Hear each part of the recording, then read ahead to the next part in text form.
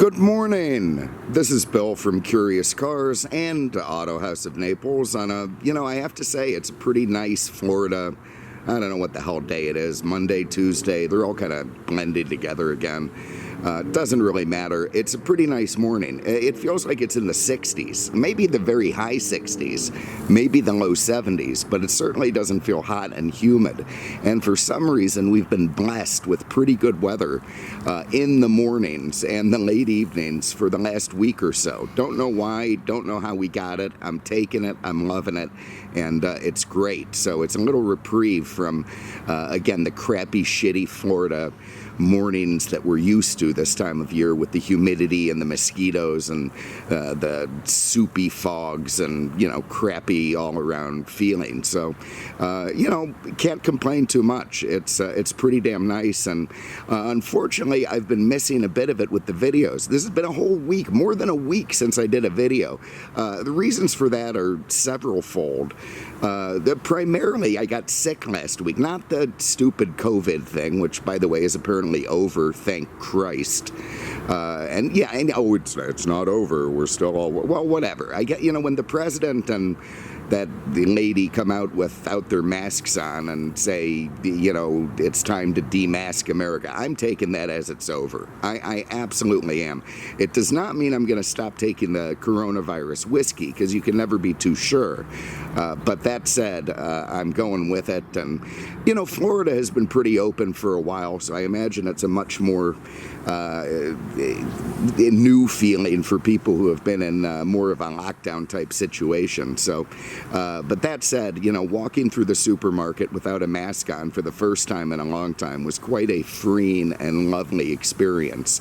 And having had that, what's the vaccine that kills everybody? The Johnson & Johnson. Having had that one, a couple of months ago, I just feel good about the whole thing.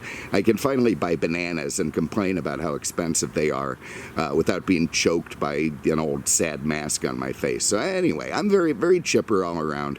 Not looking forward to summer, but looking forward to living life with some sort of normalcy.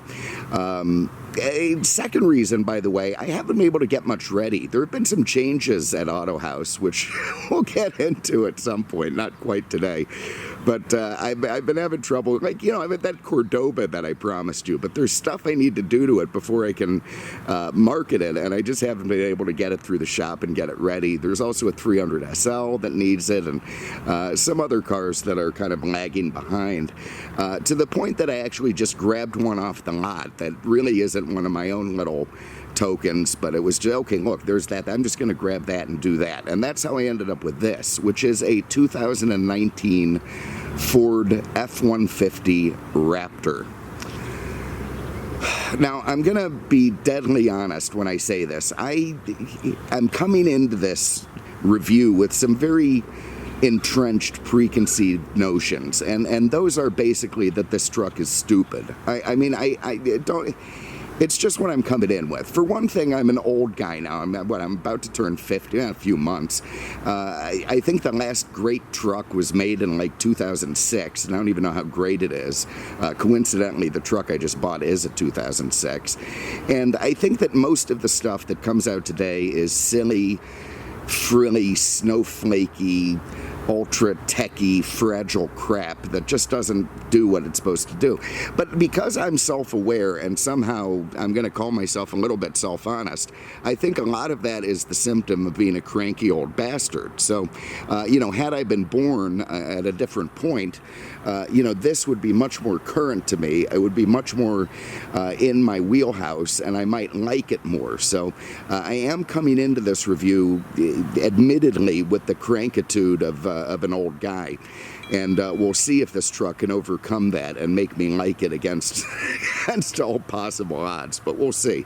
The number one reason that I think it's stupid is the name. The name Raptor. I mean, it just brings up visions of that movie Step Brothers to me. And, kids high-fiving each other and giggling. And, are you kidding? But anyway, We'll get into it as we go. We'll start out with this. Okay, so this is the second generation Ford Raptor, F-150 Raptor. The first generation was an SVT, Special Vehicle Team car, that came out in, I want to say 2010, and ran through 2014, I believe. This one is built by something called Ford Performance, which sort of sucked up SVT in 2014. What Ford did was take all of their little specialty divisions that had to do with racing or performance and put them under one umbrella in 2014 called Ford Performance.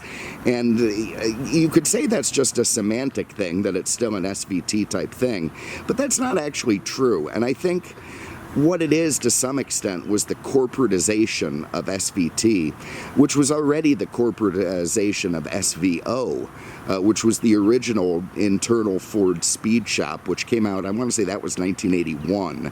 And their first production car, in fact, their only production car, was an 84 to 86 Mustang called the SVO Mustang, which was made to compete with European stuff like BMWs and whatnot. It basically made the Fox body Mustang kind of aerodynamic and turbocharged and, you know, more European, and, you know, as the success of it, who knows. But I do think that was a pretty cool car of its day, and I remember them, and frankly I'd like to get one to do a review on because I think they're kind of neat. But that was the first and only production SVO car. And then in 91, Ford made SVO SVT, Special Vehicle Team, and in 93 they released their first couple of cars. One was the Cobra, which was the only Fox body Cobra. Well, maybe that's not. I think there was a Cobra in the late 70s, but anyway, the 93 Cobra and the Cobra R, which was a race spec, probably the most sought after and collectible and desirable of the Fox body cars, were an SVT product from 93. And they also made the F-150 Lightning, which I did a review on one of those a while back, and one could say that was the spiritual originator of this truck. I mean, it was, you know, there were performance trucks before the Lightning, but you know, the Lightning really was the first sort of full-on performance truck from Ford, and it was made to compete with Chevy's SS 454. I think I have that reversed. I think it was the 454 SS, which you know, at the time I thought was incredibly cool. But in actuality is kind of a crappy truck. I mean, it's, you know, this 3/4 ton thing with a tow truck motor in it, a big block, and little drippy fuel injection stuff. And it just, you know, I don't know. It was more of a marketing gimmick, I think, than an actual truck. Whereas the Lightning, Ford really did put some effort into that in terms of performance to make it handle. It actually held the skid pad at the same rate as the Fox body Mustang GT. It accelerated and wouldn't have been a bad thing to take around a racetrack. And why? It's a pickup truck. I am really biased against performance pickup trucks. I have to admit it. I mean, the pickup trucks to me should be measured on a scale of toughness, utility, and duty, not on how fast they do the 1/4 mile or drive around a racetrack. I think that's just stupid.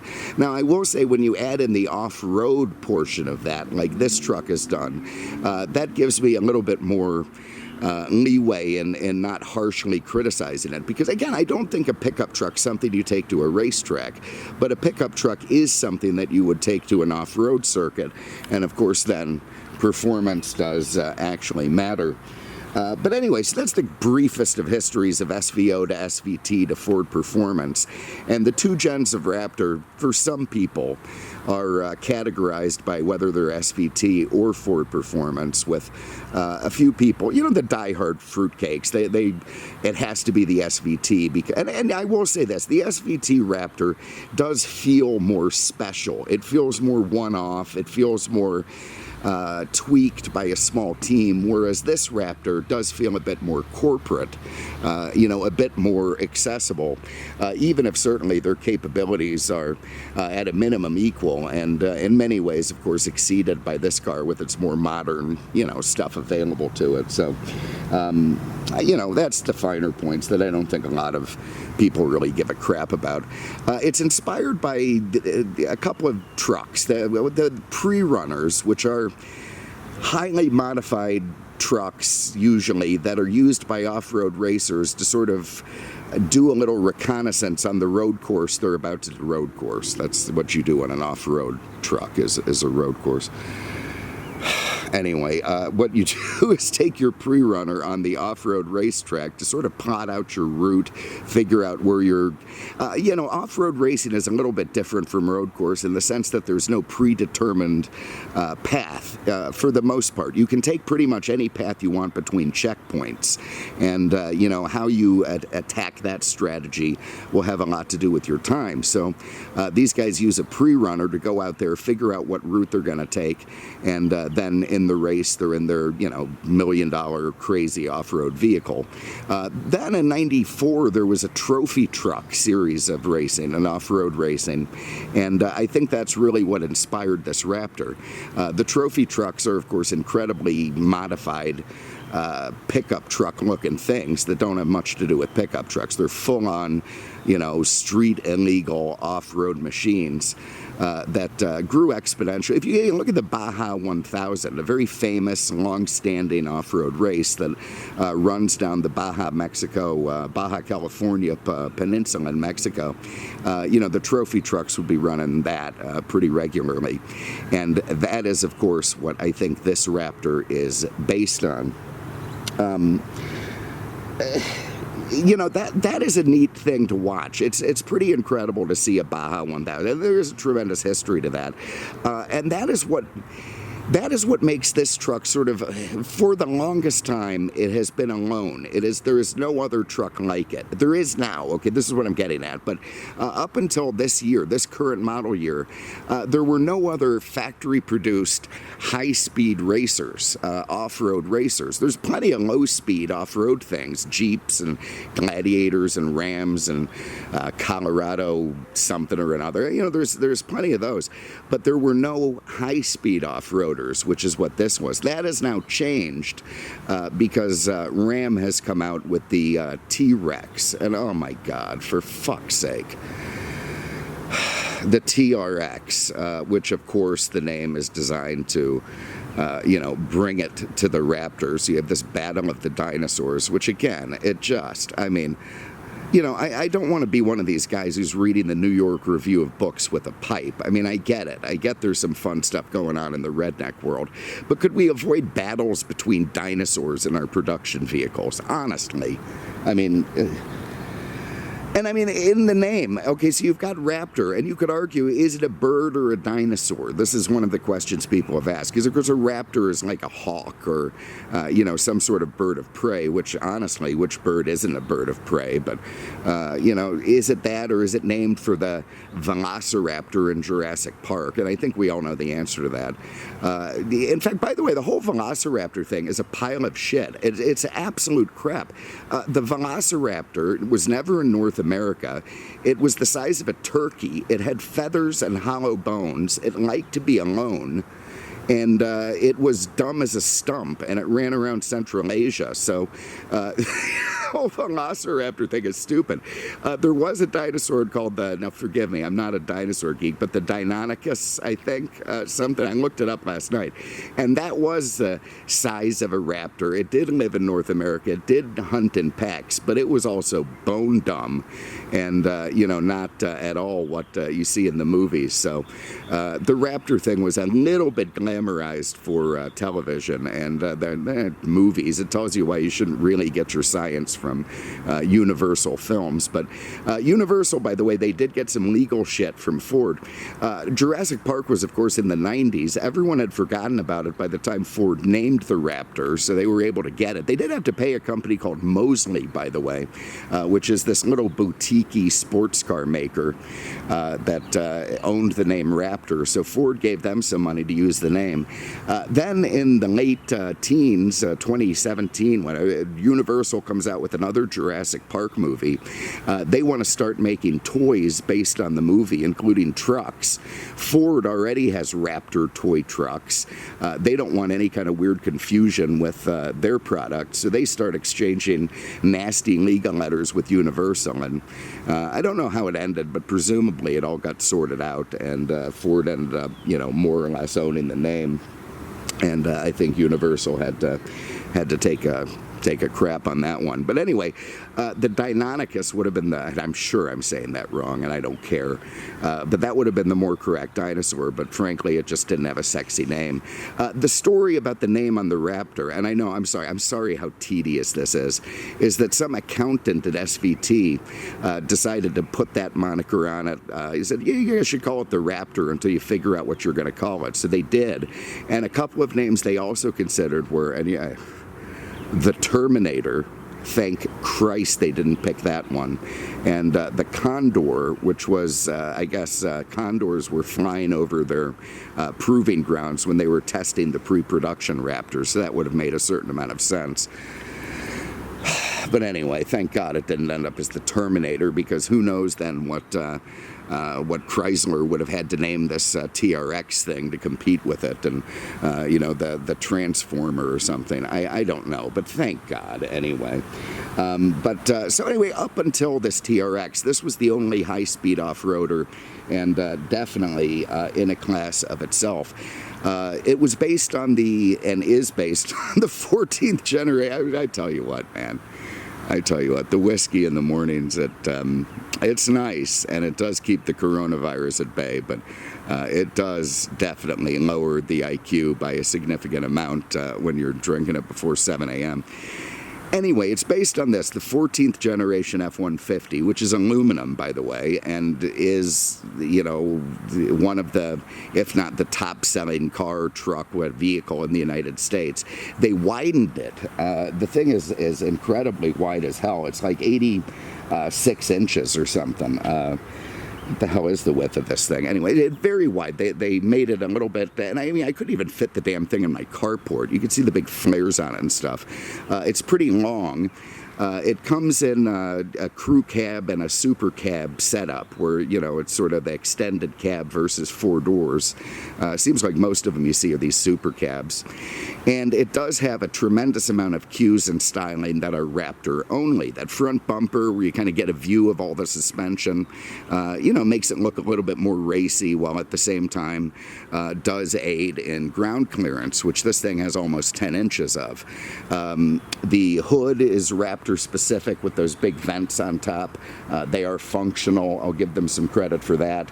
You got these insane big fender flares, which are meant to cover over the 300 series tires this thing wears.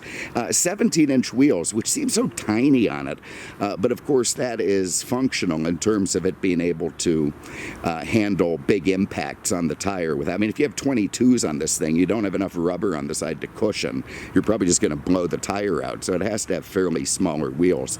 I will say this, by the way, and again, prior to the TRX, this was the only production vehicle ever designed to jump. Right on the planet, right on the factory floor, right on the plant. This thing is designed to jump. And I will admit that does give me a little bit of an America fuck yeah vibe. You name it. BMWs aren't designed to jump. I guess there's the G-Wagon squared or whatever it is. That might be too, but I don't know. I still say this was first, and pretty cool. It does have running boards down the side, kind of good design, thank God, because it's tall and I'm short. It has a tremendous amount of suspension travel, like 14 inches in the back and 13 up front. And what that is to, again, the thing is being designed to run over off-road courses, so the suspension is working like crazy up and down, and it has to be kind of soft to handle the bumps and still maintain stability. And to do that, you need to have an awful lot of travel. In 19, this got these, it's I think the first time they used these on a production vehicle, these Fox shock. Fox is, long-time off-road supplier, real high-end stuff for off-roaders. And Ford put them on this truck. They've got that's called a live valve system. You can actually see they have a little sticker on it.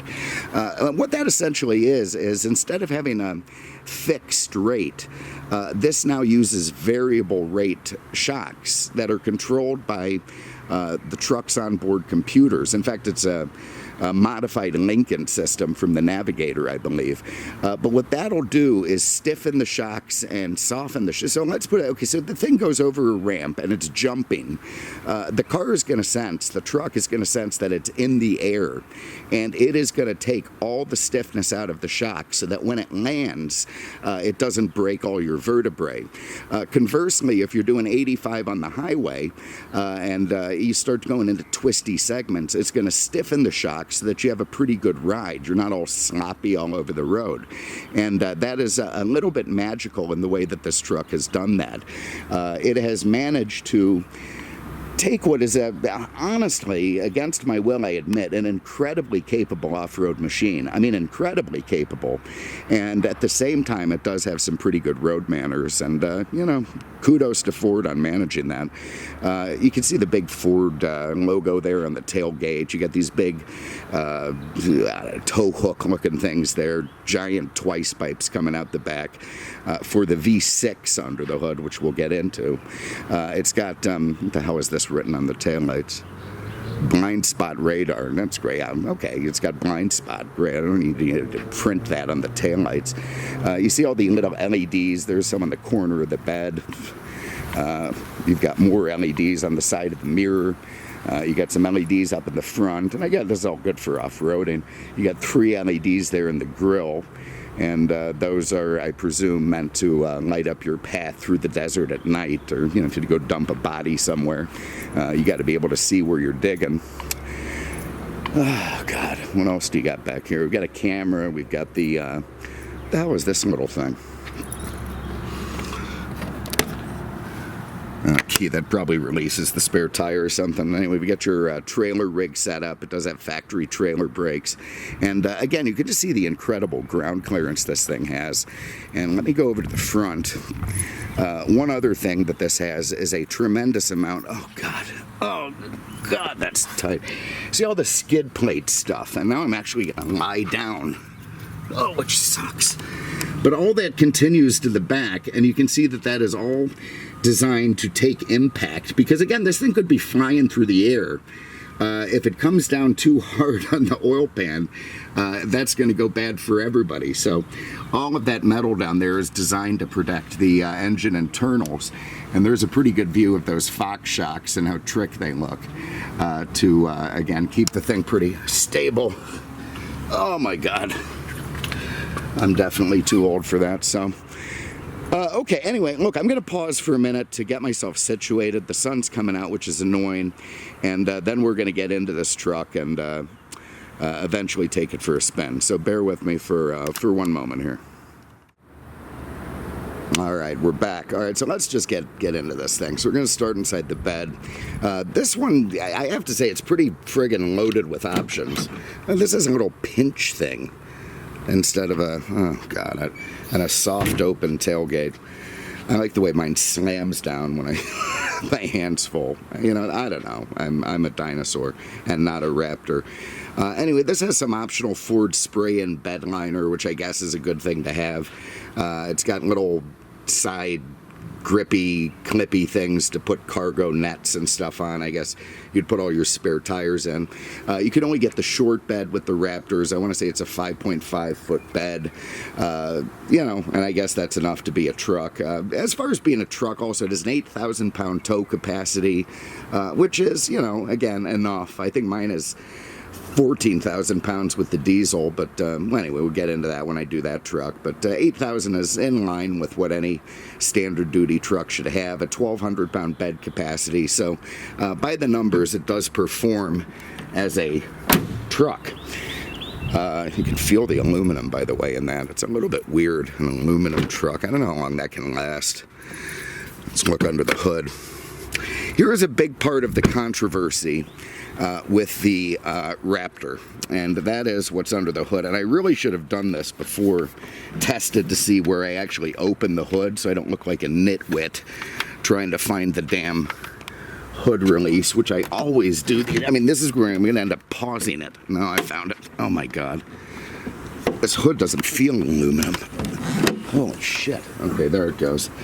Here's the controversy with this thing. This is a 3.5 liter EcoBoost V6. Turbocharged, of course. 450 horsepower. You can't argue with that. That's a pretty good horsepower rating, although in today's world, God knows, it's, you know, probably average. A Camry probably has that. 510 pound-feet of torque, which is also pretty friggin' impressive for a little aluminum V6. And all that torque's available at 3,500 RPM, so... You know, I'll give them a little bit of credit for that. It does turn in 18 miles per gallon on the highway, which, that ain't bad, and does have, I guess, V8 performance. But the TRX, by the way, has some kind of Hellcat motor in it, and I have a feeling people are going to like that more. I would also say that the original Raptors, the SVT Raptors, had a 6.2 V8, which, again, V8s are just much more beloved by car people than turbo V6s, which do seem to be the wave of the future, and particularly beloved by Ford. They're putting turbo V6s in everything now. And yeah, therein lies the rub. It's connected to a 10-speed automatic, which to me is just stupid. Again, 10 speeds you don't need. How could I mean, the thing goes 107 miles per hour. How is it ever going to know what gear it's in? It just seems dumb. And here's another thing about that transmission. It was a collaboration with, you guys ready for this? A company called General Motors. Ford and GM collaborated on the tranny, on the transmission that went in this thing, and it was also used in the Camaro ZL1, so there's a little bit of scandal for everybody.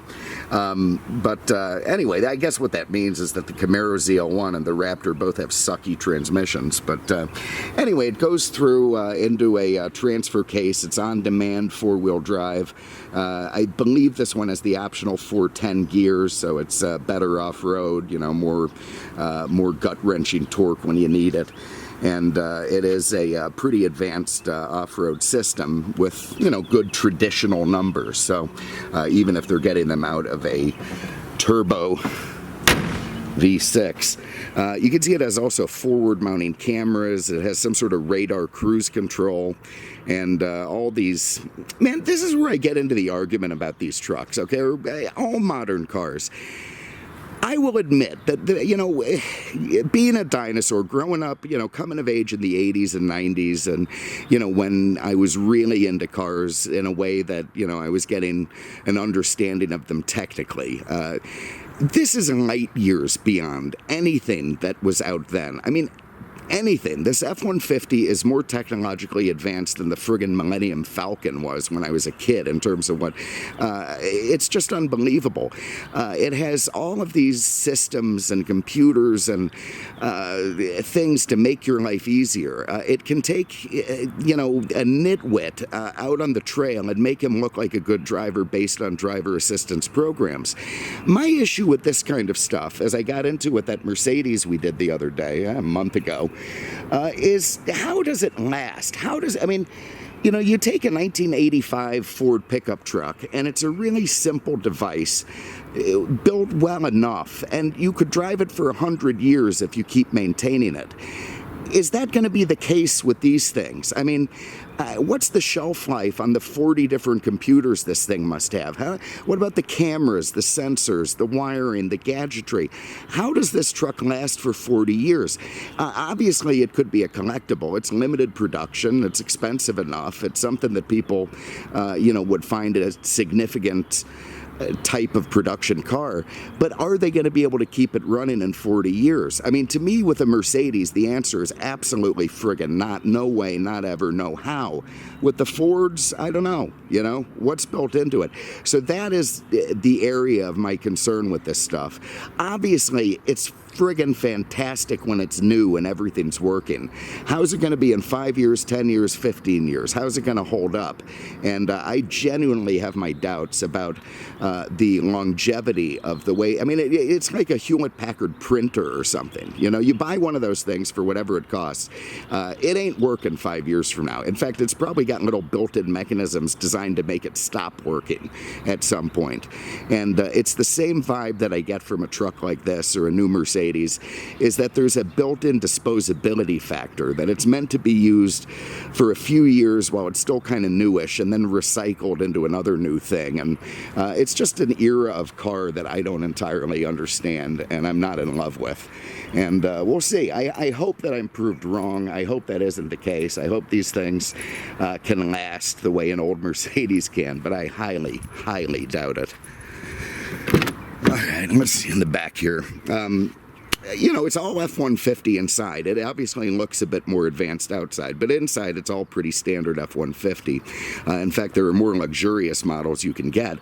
But we'll get into this. The pricing of the Raptor, as ridiculous as it sounds to me, actually isn't that bad. It has suede inserts on the seat. This one has optional Recaros in it, and these kind of match it with little blue piping. It's all very pretty. Your Canadians have enough room. And it's so you have enough room back here to do ballroom dancing. I mean, you'll get zero complaints from your Canadians on this one. They're going to be extremely chipper. They also have a charging port and heated seats, so even some cup holders. Let's see what we've got for gun storage in here. There's more cup holders. You can have 4 cups in the back. Nothing there. You can't put a gun in there. So you're going to have to sit one inside the pocket here, and that limits you in size. All this stuff actually feels kind of cheap, to be honest. Plasticky and whatnot, and then this fancy little carbon fiber insert, which I'm sure is optional, but the rest of it, I don't know. Anyway, you're not going to get a good gun in there. It's going to fly around and make noise and not be what you want. I'm sure those seats fold up, and there's probably some storage underneath. And again, thank you for these running boards. One thing I appreciate Ford has kept is this combination lock entry thing. They've been very true to that for decades, and, you know, good on them, because it's probably expensive. I don't think other car companies do it. I've never seen it on a GM. And if you're in the parking lot and you forgot something in your truck and the key's inside, well, it's kind of nice to be able to just punch in your code, open the door, get what you want, and lock it. So, yeah, I don't know. I think that's pretty neat from Ford. It also has a keyless entry system. You know, you can lock it by pressing that. You unlock it by just gripping it. Nice. Here in the mirror, you can see it's got blind spot and those LEDs there. Very cool stuff. There's a Ford Performance badge where before we would have seen an SVT badge. I do believe these are the optional Recaros. They've got the suede inserts, the Raptor logo at the back, and yeah, you know, pretty good bolstering. That should keep you in there. They're power on both sides. They adjust very well, and they do feel nice to sit in. Front door panel, more of the same. You got this vinyl-y stuff with blue stitching. You've got your power windows and mirrors and that sort of crap, and more carbon fiber stuff. Big pinchy door handle there, which feels kind of weird and cheap, but good enough. This doesn't look like it's actually... There's the phone's going off. Anyway, looks like a good spot for a gun, sort of, but you might have to build a holster there to make that work. Anyway, let's hop in. It is all keyless, so to fire it up, we just put our foot on the brake, and there we're built Ford tough. Famous Ford beepy thing, which they've had for a long time. You do get a weird little growl and rumble from the V6, but I almost feel like it's been engineered, because it really just shouldn't have a rumble, and honestly, it doesn't going down the road. It feels pretty quiet. I mean, you want to talk about... You know, the instrument cluster is like Knight Rider on crack. I mean, at least you've got 2 analog gauges. You've got your tach off to the left. You've got your 140 mile an hour speedo off to the right, even though it's governed to 107. You've got this big information center in the middle, which you can change all around to suit you. This is my view. And I can change that to the trip fuel stuff. We can go into navigation and compass. There's our compass. What's this? Fuel history, fuel economy. I'm getting bored on this. Trip odometer. Yeah, it's all silly. Let's turn that off if we can. Auto start stop, engine on, normal, whatever, I can't do it. Truck info, you get your towing status, trailer information, light check, all very cool stuff. Is it going to work in 5 years? Raptor status is okay. Well, that's great. And then we can get into settings. We can, this has all this blind spot crap and driver cross traffic, park aids, pre-collision, you name it. It's also got the radar cruise control, I believe, which adaptive, so that will keep the distance with the thing in front of you. I guess these turn on the LED lights on the side of the mirrors. This thing, I can't say, though these are the lights maybe on, I don't even know. Anyway, these are your light controls. You've got a parking brake down there. You've got power foot pedals. Over here, you've got your trailer brake setup, so this will change how you have the trailer brakes working. There's your little controller down there. Trailer's disconnected. Yeah, I get it. We don't have one. Actually, let's get a little AC going here. Okay. What else? The steering wheel. I mean, again, we had that Grand Prix a while back that had all the buttons in it, and this is basically the same thing, except it's got an airbag and the buttons are smaller. But you could go into your modes here. So in your terrain modes, we can do, it's automatically shifting. That's deep snow or sand. Keep going here. We can do Baja, which is very tempting to put it in Baja and go racing across Peter's yard. What is this one? Low, so that's rock crawling mode. It's going to shift to, and this is, again, I don't want to shift to neutral. I don't want to, okay, let's see. Let me get out of here. How the hell do you get out of here? Oh, I'm doing volume now. Okay. Where am I at? I'm back to mode. All right. Deep North Sport, 4x4 shift in progress, and then trailer, whatever. Anyway, you've got all your modes here, and I'm just going to leave it normal. I am going to turn off the auto start stop, though, because I friggin' hate auto start stop. You got your hazards. You've got an advanced camera in this thing. You can do a front view, rear view, side views. I suppose that's all very good for off-roading. This one does also have a Bang & Olufsen stereo system, which seems strange. They have a Danish modern audio system in a Ford F-150. I mean, I just think they should have gone with Bose or something. It just seems silly to me.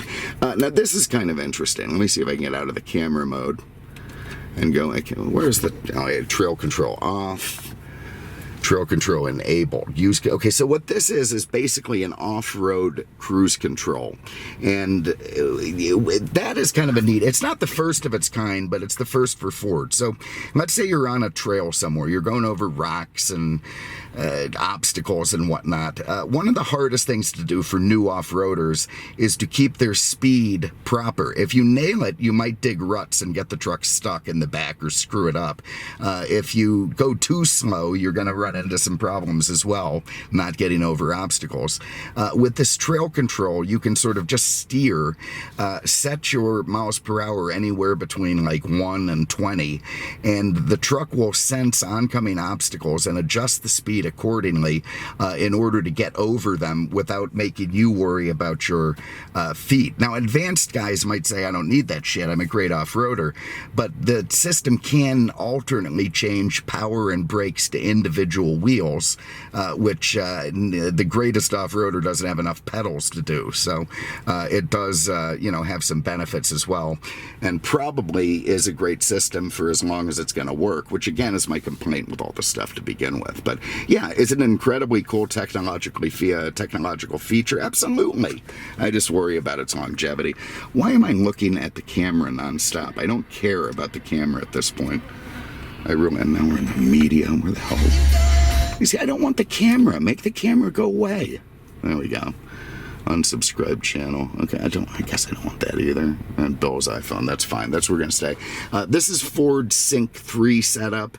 I read a Snowflake review of it. I mean, to me, it's like a Cray supercomputer in your dashboard. I can't even imagine having this technological thing in my daily driver. But apparently, it's good enough for the snowflakes. The reaction time is adequate, and the versatility is good enough. I don't know if you could get on Instagram poster status, worry about your gender, or whatever it is these kids are doing today. But apparently, yeah, they're not going to be unhappy with that.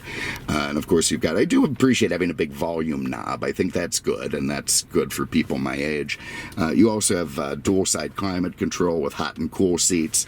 This thing does have the carbon fiber package, so you've got a little carbon fiber place to put a gun and some USB ports up there. You've got this weird little slit here, which I guess is a good place to lay your phone. Carbon fiber shift knob with kind of a piston-y grip looking thing. You can run down into manual and shift, I think either with the plus or minus on here, or these big steel flippity flips on the steering wheel. You've got a couple of cup holders there. You've got a 110 volt outlet and a 12 volt outlet. Got a nice big center console, and there's a great place to put all kinds of weapons, hand grenades, drugs, whatever it is you need.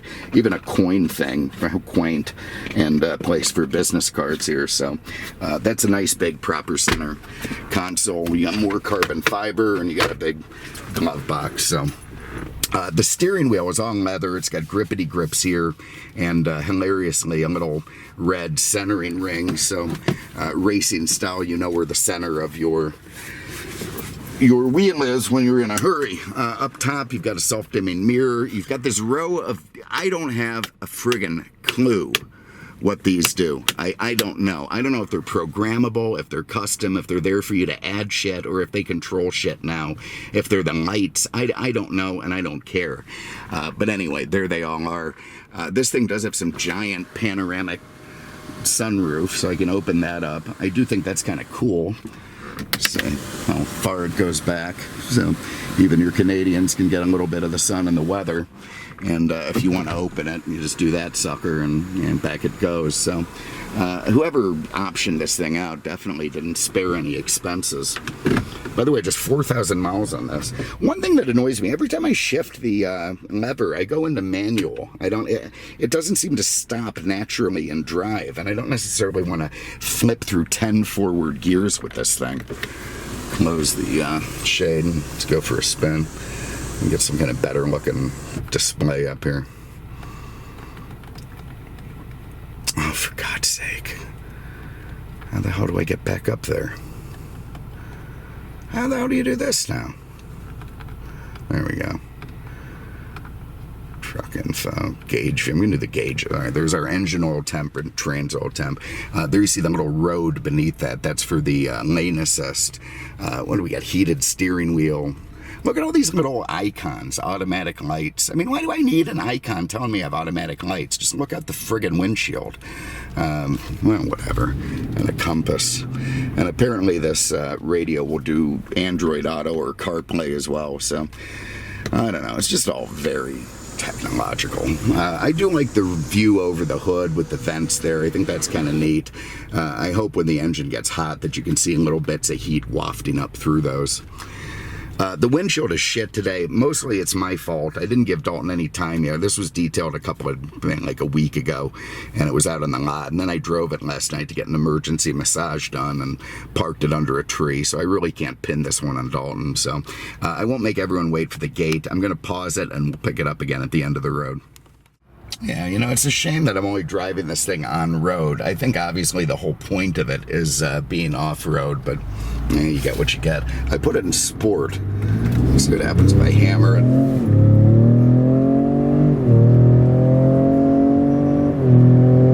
You know, apparently that was pretty quick. You also get some kind of the humpy sound coming from the engine. I have to say it's louder than I would have expected.